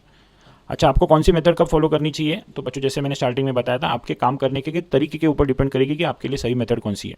अगर आपका बनने वाला हर एक प्रोडक्ट सेम है तो आप पर यूनिट मेथड फॉलो करो। अगर आप लेबर बेस्ड काम करते हो जहाँ पे अलग अलग प्रोडक्ट बनाते हो और लेबर बेस्ड वो काम होता है तो वहाँ पे आप labour hour rate method follow करो। अगर मशीन बेस्ड वो काम होता है, मैकेनिकल सेटअप पे आप काम करते हो तो machine hour rate method follow करो। आपके पास मटेरियल की शॉर्टेज है तो आप percentage of material cost follow करो। लेबर की शॉर्टेज है, लेबर की अगर शॉर्टेज है तो percentage of labour cost follow करो, और मटेरियल और लेबर दोनों की शॉर्टेज है तो आप percentage of prime cost method follow करो। तो आई बिलीव बच्चों ये सारे के सारे ट्रेडिशनल मेथड्स आपको प्रॉपर्ली समझ में आ गए रहेंगे। तो बच्चों ये सारे मेथड समझने के बाद, ट्रेडिशनल के सारे 6 मेथड समझने के बाद अब इसके आगे ABC एक्टिविटी बेस्ड कॉस्टिंग क्या बोलता है। What is activity based costing, तो एक्टिविटी बेस्ड कॉस्टिंग ये एक मॉडर्न तरीका है, एक नया वाला तरीका है ओवरहेड्स को डिस्ट्रीब्यूट करने का। ABC की थॉट प्रोसेस कैसी है और ABC किस तरीके से काम करता है अभी मैं तुमको समझाता हूँ, कंपैरेटिव तरीके से समझाता हूँ। ट्रेडिशनल में कैसे काम हो रहा था विजा विज ABC में कैसे काम होता है। ट्रेडिशनल तो अभी तुमको समझ में आ गया है, ABC के हिसाब से अभी हम समझने की कोशिश करते हैं। ठीक है, तो ABC क्या बोल रहा है पहला वो पढ़ते हैं। देखो एक्चुअली ना ABC का क्या करना है ना, बेसिकली ये 5-6 पॉइंट्स में लिखा है। ये पॉइंट्स ना बच्चों पढ़ते वक्त तुमको शायद से कुछ नहीं समझेगा, पर एक्सप्लेन करने के बाद मेरे को पता है तुमको बराबर से समझ में आएगा। क्या बोल रहा है activity based costing. It says activity-based costing is a superior method of absorbing overheads compared to the traditional overhead absorption method। जो हमने पुराने 6 मेथड्स देखे उससे ये सुपीरियर मेथड है। अभी तुम्हारे दिमाग में आएगा सर कैसे सुपीरियर, आपने तो अभी बोला कि जो ऊपर के 6 मेथड्स थे वो आपके ऑर्गेनाइजेशन के काम करने के तरीके को समझ के आप बेसिकली मेथड डिसाइड करोगे। पर ना मतलब अगर मेरा हर एक प्रोडक्ट सेम है तो मैं पर यूनिट फॉलो करेगा, मशीन बेस्ड काम होता है तो मशीन आर, या लेबर बेस्ड होता है तो लेबर आर, और अगर शॉर्टेज रहेगी तो वो percentage of cost method follow करेंगे। तो इससे अभी और क्या सुपीरियर हो सकता है। तो ABC का देखो थॉट प्रोसेस कैसा है। पहले ना मैं एक बार ये रैंडमली पढ़ता हूँ, देखो तुमको कुछ समझता है क्या। 99% चांस है कि तुमको कुछ नहीं समझेगा, पर फिर नीचे उसको एग्जांपल के थ्रू एक्सप्लेन करता हूँ मैं। What does ABC do. It says under ABC the following steps are followed. हमको ये स्टेप्स फॉलो करने हैं ABC के अंदर। पहले क्या करता है ABC, total overheads are split into various parts depending upon the type of expenditure. Total overheads को स्प्लिट करेंगे अलग अलग पार्ट्स में, कौन सा एक्सपेंडिचर है उस टाइप के हिसाब से, उसको हम बोलते हैं activities. This is called activities. फिर सेकंड पॉइंट में every activity will have multiple cost components, the total of the various cost components of any activity is called cost pool. फिर उसमें एक्टिविटी को स्प्लिट करेंगे अलग अलग कंपोनेंट्स में जिसको कॉस्ट पूल बोलते हैं। थर्ड में बोल रहा है identify the element on which the cost of the activity is directly dependent, this is called cost drivers. वो एक्टिविटी की कॉस्ट किस पे डिपेंड करती है वो ढूंढो, जिसको हम बोलते हैं कॉस्ट ड्राइवर्स। फिर बोल रहा है using the data of the cost drivers use product wise and the cost pool calculate the rate per cost driver, ऊपर के डेटा को इस्तेमाल करके रेट पर कॉस्ट ड्राइवर ढूंढो। और लास्ट में बोल रहा है using the rate per cost driver and the resources use calculate overhead to be absorb per unit, और उस हिसाब से ओवरहेड्स को बांटो। कुछ समझा क्या? मेजॉरिटी चांस है कि आपको कुछ नहीं समझा रहेगा, और अगर आप मॉड्यूल या कोई भी बुक ओपन करके देखोगे तो उसमें आपको यही पॉइंट्स लिखे हुए दिखेंगे, तो शायद से तो कुछ समझा ही नहीं रहेगा। तो ऑब्वियसली इधर मेरा रोल स्टार्ट हो रहा है। अभी मैं इसको डिटेल में एक्सप्लेन करता हूँ। एक एग्जांपल देता हूँ जिसमें ट्रेडिशनली कैसे सोचा जाता था विज़ाविज़ एबीसी में कैसे सोचते हुए देखेंगे। ये समझ में आ गया? आगे सोचो, मोर और लेस यही करना है हर क्वेश्चन में। एक एग्जांपल के थ्रू समझाता हूँ बच्चों। तो इधर लिखा देखो मैंने, traditional overhead absorption versus ABC कैसे काम करता है, दोनों मेथड्स कैसे अलग अलग काम करती है दिखाता हूँ। एज्यूम करो बच्चों हमारी कंपनी दो तरीके की बिस्किट्स बनाती है। और company manufactures two types of biscuits. कौन सी दो तरीके की बिस्किट्स है? बिस्किट्स के नाम क्या है? एक है डाइजेस्टिव बिस्किट जिसको डीबी करके बोला गया है। मैंने हो सके उतने प्रैक्टिकल एग्जाम्पल्स लेने की कोशिश की ताकि आपको एक्चुअल में समझ में आ सके। और दूसरा है चॉकलेट चिप कुकीज़, और दूसरा है चॉकलेट चिप कुकीज़। तो दो तरीके की बिस्किट्स बनाती है कंपनी, एक है डाइजेस्टिव बिस्किट और एक है चॉकलेट चिप कुकीज़। ये दो तरीके की बिस्किट बनाने वाली कंपनी है। और बोल रहा है and uses machine hour rate. फिलहाल कौन सी मेथड फॉलो कर रही है? Machine hour rate. Traditional overhead absorption method में उन 6 में से कोई तो एक मेथड होगी। यहाँ पे कौन सी फॉलो हो रही है? तो मशीन आर रेट मेथड हो रहा है for overhead absorption under traditional method. तो अगर मशीन आर रेट है तो हमको सबको पता है, अभी हमने ऊपर भी सीखा है। हम क्या कैलकुलेट करते हैं? 1 घंटा मशीन चलाने के पीछे हमारा कितना ओवरहेड्स का खर्चा आ रहा है उसका एब्जॉर्प्शन रेट निकालते हैं बजट के बेसिस पे, और उस हिसाब से प्रोडक्ट को बांटते हैं। तो एग्जांपल कैसे देखो आगे क्या लिखा है। लेट्स अज्यूम मेरी बिस्किट की फैक्ट्री है और मेरे टोटल बजटेड ओवरहेड्स कितने हैं बच्चों? तो मेरे टोटल बजटेड ओवरहेड्स है 1,10,000। तो मशीन आर रेट मेथड क्या बोलता है? पूरा कितना मशीन आर्स काम करेगी ढूंढो और उस हिसाब से 1 घंटे का रेट निकालो।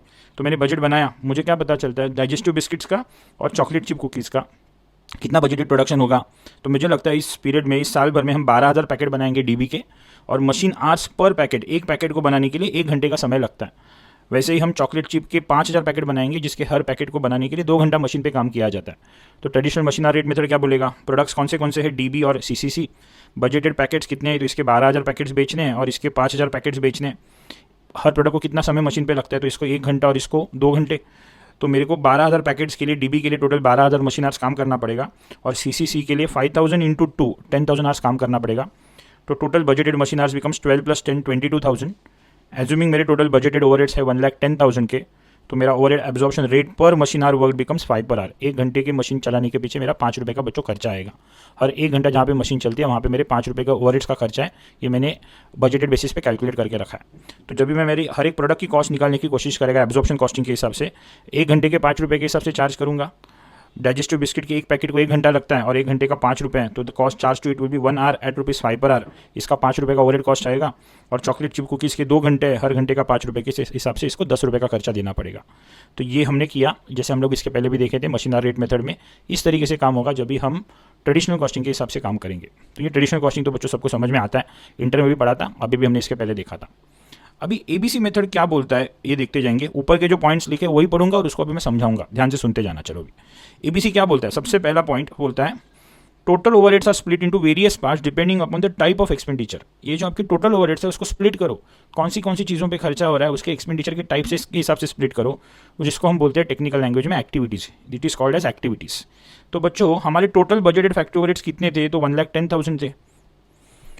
तो अगर 1,10,000 का टोटल खर्चा है तो एबीसी का पहला पॉइंट है इस टोटल ओवरहेड्स को स्प्लिट करो। समझो कि ये 1,10,000 रुपया किस किस चीज़ों पे खर्चा हो रहा है। जिन चीज़ों पे खर्चा हो रहा है उसको हम बोलते हैं एक्टिविटीज़। हमको ओवरऑल ओवरहेड जो है हमारे टोटल जो हमारा फैक्ट्री ओवरहेड्स का खर्चा है उसको स्प्लिट करना है कि वो खर्चा एक्चुअल में कौन सी चीज़ों पे खर्च हुआ है। तो वही लिखा देखो पहला point, total overheads are split into various parts depending upon the type of expenditure, this is called as activities. हम पहले क्या करेंगे, उस टोटल जो हमारा खर्चा आ रहा है बिस्किट की फैक्ट्री का, उसमें कौन सी चीज़ों पे खर्चा आ रहा है वो समझने की कोशिश करेंगे। एग्जाम्पल्स के लिए मैंने लिया है, लेट्स अज्यूम 2 तरीके के खर्चे कर रहे हैं हम लोग। एक कर रहे हैं हम लोग परचेज ऑर्डर प्रोसेसिंग के लिए खर्चा, और एक हम कर रहे हैं प्रोडक्ट इंस्पेक्शन के लिए होने वाला खर्चा। क्या मतलब होता है सर दोनों का? तो देखो लिखा है मैंने नीचे, परचेज ऑर्डर प्रोसेसिंग के लिए होने वाला खर्चे का मतलब क्या? Purchase order processing is the method of accounting and accounting team और परचेजिंग डिपार्टमेंट यूजेस। ये वो तरीका है जो परचेज डिपार्टमेंट यूज करता है to select, authorise, order, fulfil and track supply and services of orders from the vendors. बच्चों जब भी किसी ऑर्गेनाइजेशन के अंदर मटेरियल की ज़रूरत पड़ती है, ऑर्गेनाइजेशन काम कैसे करती रहेगी? क्या लगता है तुमको? रैंडमली किसी को भी जो सामने पहला दिखा उससे जो चाहिए वो माल, जो वो रेट बोलेगा उस हिसाब से खरीदती रहेगी क्या? तो नहीं, वो डिसाइड करती रहेगी पहले वेंडर्स कौन सा मटेरियल चाहिए, कौन से मटेरियल चाहिए उसकी लिस्ट बनाती रहेगी, उसमें कौन से क्वालिटी का मटेरियल चाहिए उसकी लिस्ट बनाती रहेगी, फिर हर एक मटेरियल के लिए कौन से वेंडर्स अवेलेबल है, कौन से सप्लायर्स अवेलेबल है उनकी लिस्ट बनाती रहेगी, उनकी प्रोडक्ट की क्वालिटी क्या क्या रहेगी उसका एक हमारे पास एक रफ कैलकुलेशन होना चाहिए कि बाबा इसके अच्छी क्वालिटी मिलेगी, इससे एवरेज क्वालिटी मिलेगी। फिर उनसे कोटेशन मंगाएगी, प्राइस क्या क्या कौन से प्राइस पे कौन दे रहा है, उसका डिलीवरी शेड्यूल देखेगी, क्या वो टाइम पे सप्लाई कर पा रहा है, उसका क्रेडिट वर्दीनेस देखेगी कि बाबा ये टाइम पे माल बराबर दे पाएगा कि नहीं दे पाएगा, क्या इसकी कैपेसिटी है, हमारी ऑर्डर फुलफिल कर सकता है क्या, कितना दूर है, गाड़ी भाड़े का खर्चा कितना आएगा। ये सब चीज़ों को सोचने के बाद हम अल्टीमेटली डिसाइड करते रहेंगे कि बाबा किससे कौन सा माल खरीदना है। अब इस पूरे प्रोसेस में बच्चों खर्चा तो होता रहेगा कि नहीं होता रहेगा, कस्टमर से ऑर्डर का कोटेशंस लो, उससे कम्युनिकेट करो, सामान लेने के लिए गाड़ी भाड़े का खर्चा है बराबर ना, लाने के बाद उसको लाते वक्त होने वाला खर्चा है, उसको उतारने का खर्चा है, लोडिंग अनलोडिंग कॉस्ट है, ये सारी जो कॉस्ट है बच्चों ये तुम्हारी परचेज ऑर्डर प्रोसेसिंग कॉस्ट है, परचेज ऑर्डर्स को प्रोसेस करने के लिए होने वाला खर्चा है। तो इन सारी चीज़ों का खर्चा बच्चों डायरेक्ट कॉस्ट है क्या इनडायरेक्ट कॉस्ट है, तो ऑब्वियसली इनडायरेक्ट कॉस्ट है क्योंकि किसी एक प्रोडक्ट के लिए नहीं हो रहा है, वो जनरल हो रहा है। इनडायरेक्ट कॉस्ट है मतलब ही ओवरहेड्स है, तो हमारे ओवरहेड्स के टोटल कॉस्ट में ये भी एक खर्चा था। तो बच्चों ये सारी जो कॉस्ट है वो ओवरहेड की कॉस्ट है जो परचेज ऑर्डर को प्रोसेस करने के लिए होने वाली कॉस्ट है।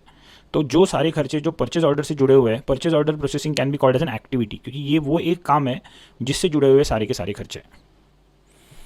बच्चों वैसे ही यहाँ पे एग्जांपल के लिए मैंने दूसरा जो एक्टिविटी लिया वो लिया है प्रोडक्ट इंस्पेक्शन। प्रोडक्ट इंस्पेक्शन का मतलब क्या है बच्चों, जब भी कोई कंपनी फिनिश प्रोडक्ट बनाएगी क्या उसको डायरेक्टली वैसे के वैसे आगे बेचने के लिए निकालेगी क्या, कुछ चीज़ों में करेगी पर कुछ चीज़ों में हमको उसको चेक करके देखना जरूरी है।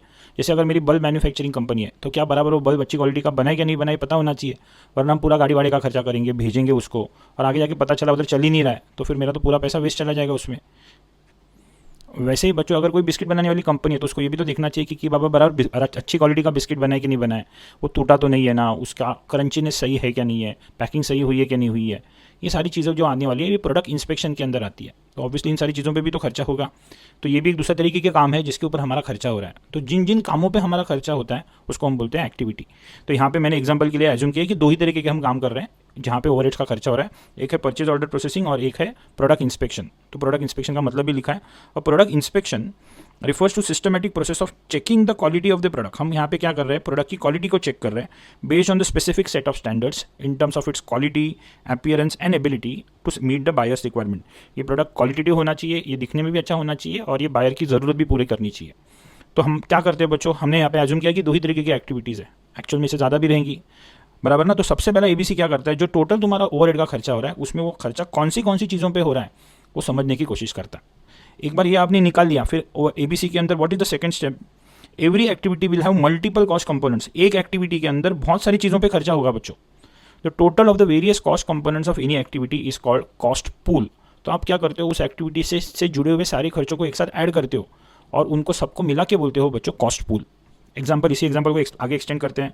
हमको पता चला कि हमारे दो तरीके की चीज़ों पे खर्चा हो रहा है, परचेज ऑर्डर प्रोसेसिंग पे और एक हो रहा है प्रोडक्ट इंस्पेक्शन पे। तो अभी हम देखेंगे कि इस परचेज ऑर्डर प्रोसेसिंग में कौन सी चीज़ें हैं जिसके ऊपर हमारे खर्चे हो रहे हैं। करेक्ट, परचेज ऑर्डर प्रोसेसिंग में कौन से खर्चे हम कर रहे हैं तो उसको हम ढूंढेंगे। तो वही लिखा है, every activity will have multiple cost components. वही वापस पॉइंट लिखा है, the total of the various components of this activity is called cost pool. जैसे एग्जांपल के तौर पे अगर मेरे को परचेज ऑर्डर प्रोसेसिंग करनी है तो उसमें मेरा खर्चा कौन सी चीज़ों पे होगा, मेरे को पीओ प्रिंट करना पड़ेगा, रेस करना पड़ेगा, करेक्ट पर्सन से करेक्ट जगह पे जाके प्रिंट करके उसको कुरियर करके सामने वाली पार्टी को देना पड़ेगा। तो पीओ रेजिंग एंड प्रिंटिंग के ऊपर कुछ ना कुछ खर्चा होगा। रैंडमली फिगर्स डालिए, एज्यूम करो ये मेरा खर्चा 2000 रुपये है।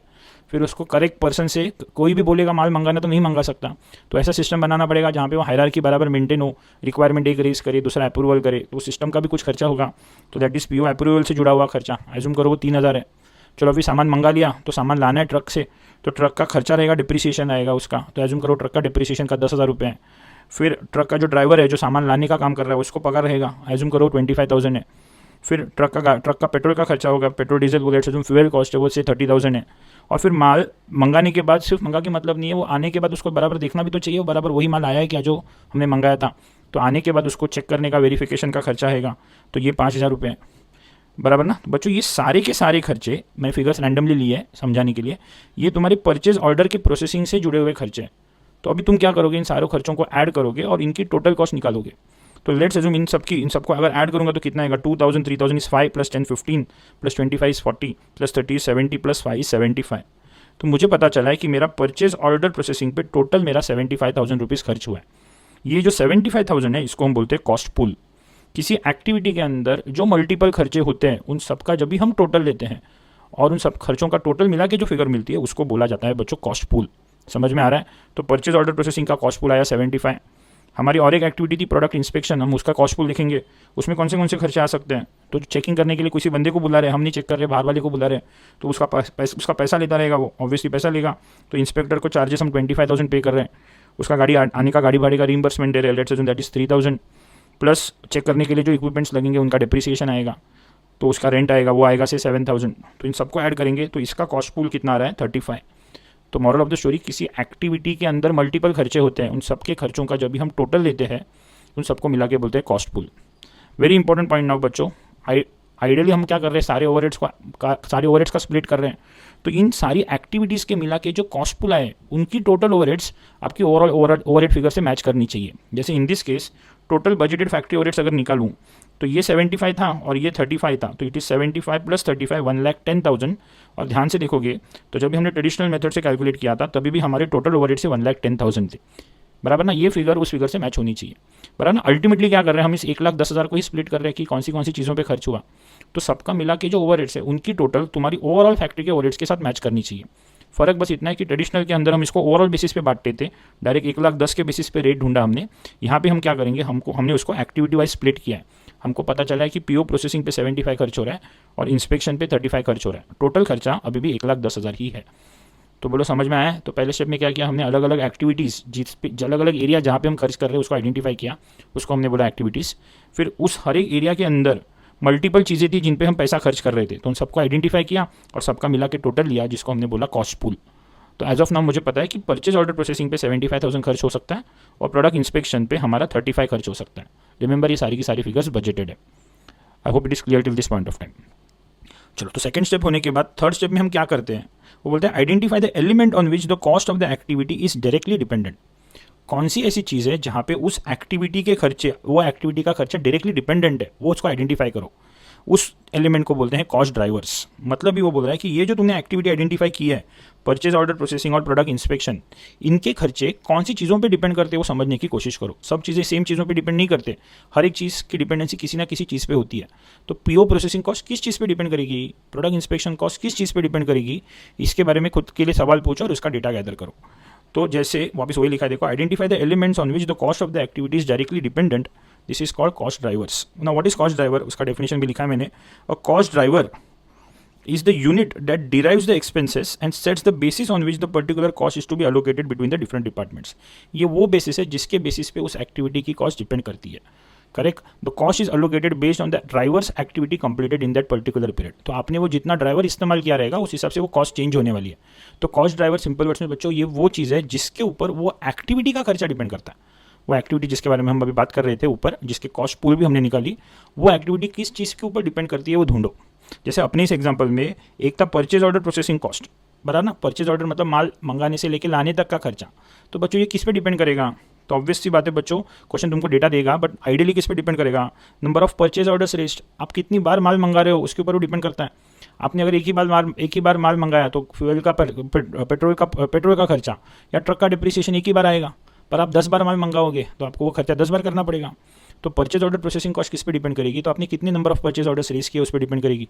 करेक्ट, वैसे ही इंस्पेक्शन कॉस्ट किस पे डिपेंड करेगी, आपने कितनी बार इंस्पेक्शन किया है, नंबर ऑफ इंस्पेक्शंस डन। या फिर हो सकता है कि आपकी इंस्पेक्शन की आवर्स क्वेश्चन देता है, पहले प्रोडक्ट के लिए 50 घंटा इंस्पेक्शन पे काम किया, दूसरे प्रोडक्ट पे 20 घंटा काम किया, तो जितना ज़्यादा देर तक इंस्पेक्शन पे काम करोगे उतना ज़्यादा देर तक वो खर्चा होने वाला है। करेक्ट, या नंबर ऑफ इंस्पेक्शंस पे डिपेंड करता है, हर बार इंस्पेक्टर को बुलाते हो, पहले प्रोडक्ट के लिए 5 बार बुलाया, दूसरे प्रोडक्ट के लिए एक ही बार बुलाया, तो पहले प्रोडक्ट के केस में 5 बार उसको रीइंबर्समेंट देनी पड़ेगी, दूसरे पे एक ही बार देनी पड़ेगी। तो वो एक्टिविटी का खर्चा किस चीज़ पे डिपेंड करता है उसको आइडेंटिफाई करो, इसी को हम बोलते हैं बच्चों कॉस्ट ड्राइवर्स। करेक्ट, तो स्टेप 3 में हम वो कॉस्ट ड्राइवर्स को आइडेंटिफाई करते हैं। तो बच्चों एक बार फिर ये कॉस्ट ड्राइवर्स आइडेंटिफाई किए कि कौन से एक्टिविटी की कॉस्ट कौन से ड्राइवर पे डिपेंड करती है, फिर अगला स्टेप में क्या करना है हमको। तो ऑर्डर से step number 4 says, it says use the data of the cost drivers, use product wise and the cost pool and calculate the rate per cost driver. अभी आप क्या करो, आपको पता चला है कि आपकी कौन सी एक्टिविटीज़ है, उसका टोटल कॉस्ट पूल कितना है पता चला। करेक्ट, जैसे आपकी एक्टिविटी थी परचेज ऑर्डर प्रोसेसिंग और प्रोडक्ट इंस्पेक्शन, ये कॉस्ट में कौन सी कॉस्ट आती है सबका मिला के आपने टोटल ले लिया, तो आपको पता चला कि परचेज ऑर्डर प्रोसेसिंग पे 75,000 खर्च हो सकता है और प्रोडक्ट इंस्पेक्शन पे 35 खर्च हो सकता है। फिर आपने समझ लिया अच्छा परचेज ऑर्डर प्रोसेसिंग का खर्चा नंबर ऑफ परचेज ऑर्डर्स पे डिपेंड करता है और इंस्पेक्शन का खर्चा इंस्पेक्शन आवर्स पे या नंबर ऑफ इंस्पेक्शंस पे डिपेंड करता है। फिर चौथे स्टेप में क्या करोगे, सिंपल है, ढूंढो कि किसके लिए कितने पीओ रेज होंगे, कौन से प्रोडक्ट के लिए, या फिर कौन से प्रोडक्ट के लिए और कौन से प्रोडक्ट के लिए कितनी बार तुमको इंस्पेक्शन करना पड़ेगा। तो वही लिखा है gather the data of the cost drivers, ये हमारे कॉस्ट ड्राइवर्स है, नंबर ऑफ पीओज और नंबर ऑफ इंस्पेक्शंस, उसका डेटा गैदर करो। और बोल रहा है using the data of the cost drivers use product wise and cost pool calculate the rate per cost driver. और अभी भी रेट निकालो, पर वो पर यूनिट नहीं निकालो, रेट पर कॉस्ट ड्राइवर निकालो। एक कॉस्ट ड्राइवर के पीछे कितना खर्चा होगा। तो कैसे करेंगे, पहला तो डेटा निकालेंगे कॉस्ट ड्राइवर्स का। परचेज ऑर्डर प्रोसेसिंग के लिए नंबर ऑफ परचेज ऑर्डर्स ये उसका कॉस्ट ड्राइवर है और इंस्पेक्शन के लिए नंबर ऑफ इंस्पेक्शन उसके कॉस्ट ड्राइवर्स है। तो हम निकालेंगे कितने परचेज ऑर्डर्स रेज होंगे। तो हमको ऐसा लगता है कि पहले प्रोडक्ट के लिए 50 पीओस रेज होंगे और दूसरे प्रोडक्ट के लिए 25 परचेज ऑर्डर्स रेज होंगे। तो बच्चों हमारे हिसाब से दोनों प्रोडक्ट के मिला के 75 पीओज रेज होंगे। वैसे इंस्पेक्शंस कितना करना पड़ेगा, तो पहले प्रोडक्ट के लिए 20 इंस्पेक्शंस और दूसरे प्रोडक्ट के लिए 80 इंस्पेक्शंस, तो टोटल 100 इंस्पेक्शंस हम करेंगे। मतलब हमने डेटा ढूंढ लिया कॉस्ट ड्राइवर्स का। अभी नेक्स्ट में इसमें क्या बोलता है वो, जो तुमने डेटा निकाला उसके हिसाब से रेट निकालो, रेट पर कॉस्ट ड्राइवर, एक कॉस्ट ड्राइवर के पीछे कितना खर्चा होगा। तो वही निकाल रहे हम लोग, calculation of rate per cost driver. क्या बताई मेरे को मेरी कॉस्ट पूल, मेरे को बता रहा था कि मेरा पीओ प्रोसेसिंग पे 75 खर्च होने वाला है और इंस्पेक्शन पे 35,000, तो वो मैंने लिख दिया total cost pool 75,000 and 35,000। Cost drivers का डेटा क्या बता रहा है कि हमको लगता है कि साल भर में 75 पीओज और 100 इंस्पेक्शंस होंगे, तो 75 पीओज रेज होंगे और 100 इंस्पेक्शंस होंगे। तो फाइनली क्या मेरा रेट निकाला जा सकता है। तो ऑब्वियसली अभी हम रेट निकालेंगे, हम बोलेंगे 75,000 रुपीज़ का कॉस्ट पूल खर्च करके पीओ के ऊपर 75 पीओज रेज होने वाले हैं। इसका ही मतलब ये हुआ कि एक पीओ को रेज करने का बजट के हिसाब से 1,000 रुपये का खर्चा है। It is 1,000 rupees, not per unit but पर पीओ रेज, बट पर परचेज ऑर्डर रेज। वैसे ही 35,000 रुपीज़ में अगर हम 100 इंस्पेक्शंस करने वाले हैं, मतलब इट इज़ रुपीज़ 350 पर इंस्पेक्शन। एक बार के इंस्पेक्शन का हमारा रेट खर्चा होगा 350 रुपीज़। देखो बच्चों यहाँ पे भी रेट ही आया है, पर वो एक यूनिट का नहीं आया है, एक यूनिट ऑफ फिनिश प्रोडक्ट का नहीं आया है, वो एक यूनिट ऑफ कॉस्ट ड्राइवर का रेट आया, करेक्ट।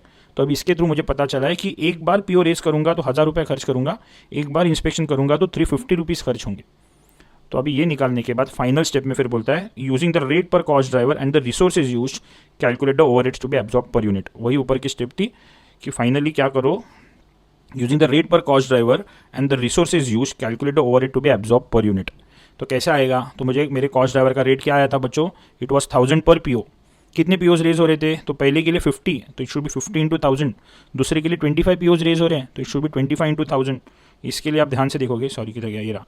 तो पहले के लिए आएगा purchase order processing cost 50 into 1,000 50,000, दूसरे के लिए 25 पीओज, तो ये आएगा 25,000। वैसे इंस्पेक्शन का रेट आया 350 पर इंस्पेक्शन। कितनी बार इंस्पेक्शन होने वाला है बजट के हिसाब से, इसका 20 टाइम्स और इसका 80 टाइम्स। तो इंस्पेक्शन कॉस्ट अगर आप देखोगे तो it is 20 into 350 which is 7,000 और दूसरे का 80 इंस्पेक्शन है, तो 80 इंटू 350 विच इज़ 28,000। इस हिसाब से हमने खर्चा बांटा है, पर अभी एक्टिविटी को ध्यान में रखते हुए बांटा है। इसके लिए इस टॉपिक का नाम ही है एक्टिविटी बेस्ड कॉस्टिंग। अभी मतलब मेरे हिसाब से समझ में आता रहेगा। तो प्रोडक्ट ए के लिए, पहला ए मतलब वही डाइजेस्टिव बिस्किट के लिए 50,000 रुपये का पीओ प्रोसेसिंग और 7,000 रुपये का इंस्पेक्शन। टोटल ओवरहेड्स कितने आए उसके, टोटल ओवरहेड्स इज 57। वैसे दूसरे का आएगा 25 plus 28 which is equal to 53। Point to note is that 57 plus 53 is equal to 1,10,000। वही ये फिगर आई है जो मेरी टोटल ओवरहेड्स की फिगर थी, बराबर ना। हमने स्टार्ट कहाँ से किया था, हमारे एक्टिविटीज़ को स्प्लिट किया था, तो टोटल ये 1,10,000 थे। तो आप ध्यान से देखोगे यही 1,10,000 इधर भी थे और कॉस्ट पूल की फिगर कितनी थी 75 प्लस 35 1,10,000। तो अल्टीमेटली 1,10,000 ही डिस्ट्रीब्यूट हुआ है, पर अभी वो एक्टिविटी को ध्यान में रखते हुए हुआ है, बराबर ना। तो टोटल ओवरहेड्स इज 57 एंड 53।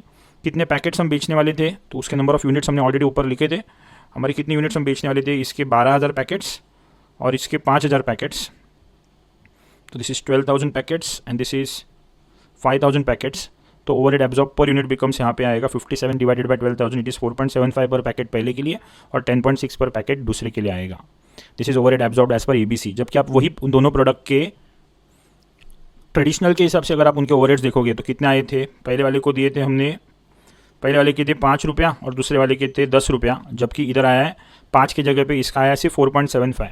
मतलब डाइजेस्टिव बिस्किट जो रिसोर्सेज यूज़ कर रहा है उसके हिसाब से उसको सिर्फ 4.75 का खर्चा बेयर करना चाहिए, जबकि इसके 10 रुपये की जगह पे इसका आया है 10.6। मतलब जो सेकंड बिस्किट है चॉकलेट चोको चिप बिस्किट जो है वो एक्चुअली 10.6 रुपीज़ की रिसोर्सेज इस्तेमाल कर रहा था, पर उसको 10 रुपये का खर्चा दिखा रहे थे, जबकि इसके सामने 5 दिखा रहे थे, जबकि ये 4.75 का ही खर्चा कर रहा था।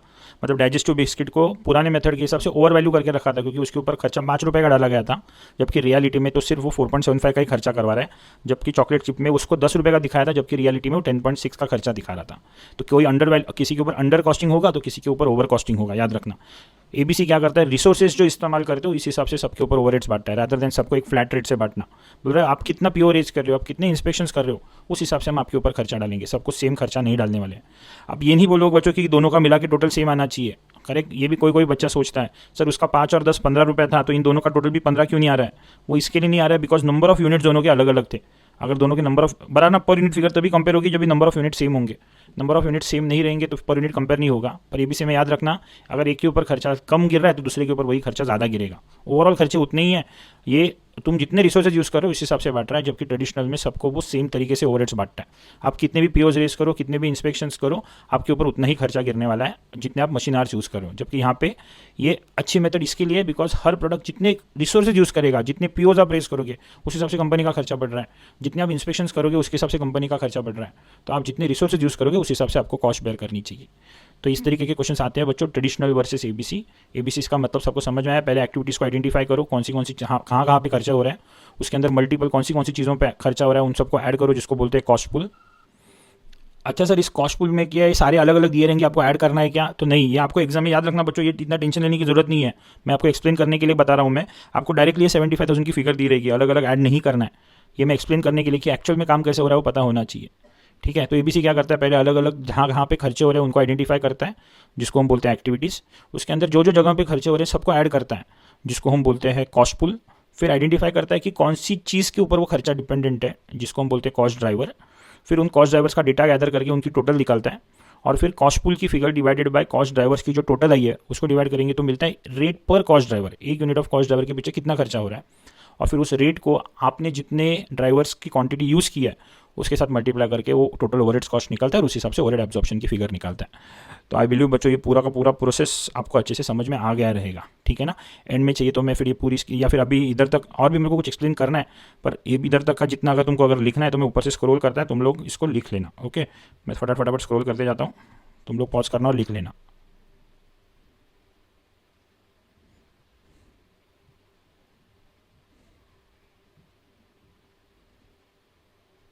बहुत मेहनत से बनाया बच्चों, ये सारे फोटो सब डालेंगे तो समझने में जल्दी इजी हो जाता है। पर ना वरना तुम कुछ अलग सोच रहे हो, मैं कुछ अलग एक्सप्लेन कर रहा है, वो नहीं होना चाहिए। रुको,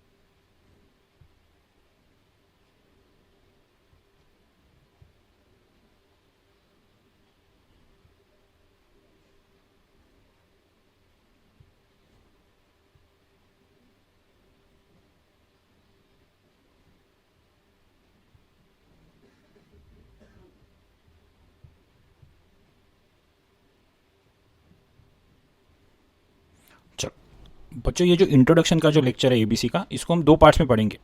फर्स्ट पार्ट में बच्चों हमने ये सारे के सारे कंसेप्ट समझ लिए कि ट्रेडिशनल क्या होता है, एबीसी क्या होता है, उसके कॉस्ट, उसके अंदर एक्टिविटीज़ क्या होती है, ड्राइवर्स क्या होते हैं, कॉस्ट पूल क्या होता है, सब समझ लिया। अगले लेक्चर में, इस लेक्चर को मैं बच्चों इधर ही कट करते हैं हम लोग। अगले लेक्चर में मैं तुमको एक इलस्ट्रेटिव लिस्ट समझाता हूँ कि कौन सी एक्टिविटीज़ एग्जाम के अंदर आ सकती है, उसके कॉस्ट पूल के अंदर कौन से आइटम्स आएंगे, और उसका कॉस्ट ड्राइवर किस तरीके से दिया जा सकता है। तो ये हम लोग अगले लेक्चर में समझेंगे, ताकि फिर तुमको और क्लैरिटी आ सके कि एक्चुअल में काम किस तरीके से होता है। तो ये हम लोग इसके अगले वाले लेक्चर में समझते हैं बच्चों।